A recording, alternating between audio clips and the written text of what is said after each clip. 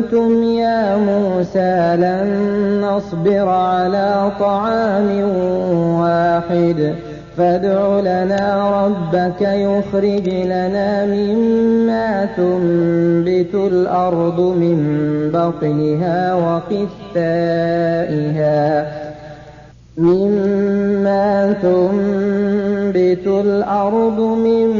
بقلها وقثائها وفومها وعدسها وبصلها قال أتستبدلون الذي هو أدنى بالذي هو خير اهبطوا مصرا فإن لكم ما سألتم وضربت عليهم الذلة والمسكنة وباءوا بغضب من الله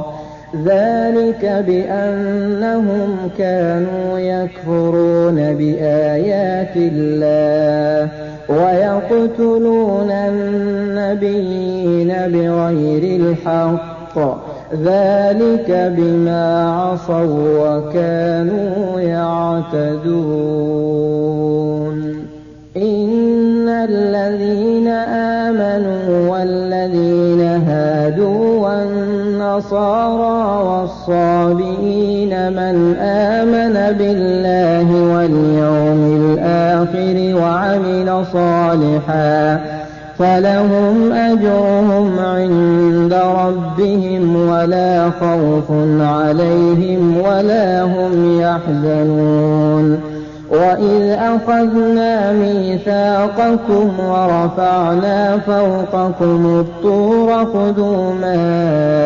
آتيناكم بقوة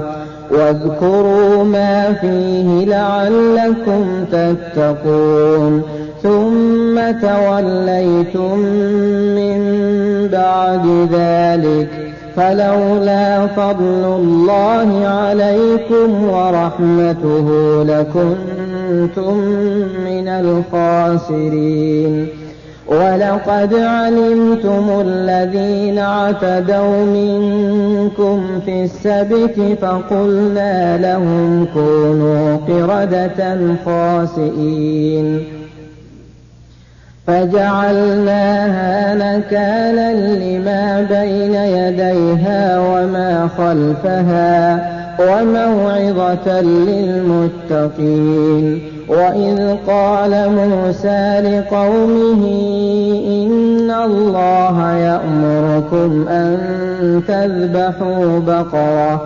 قالوا أتتخذنا هزوا قال أعوذ بالله أن أكون من الجاهلين قالوا ادع لنا ربك يبين لنا ما هي قال إنه يقول إنها بقرة لا فارض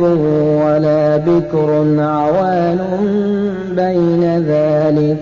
فافعلوا ما تؤمرون قالوا ادع لنا ربك يبين لنا ما لونها قال إنه يقول إنها بقرة صفراء فاقع لونها تسر الناظرين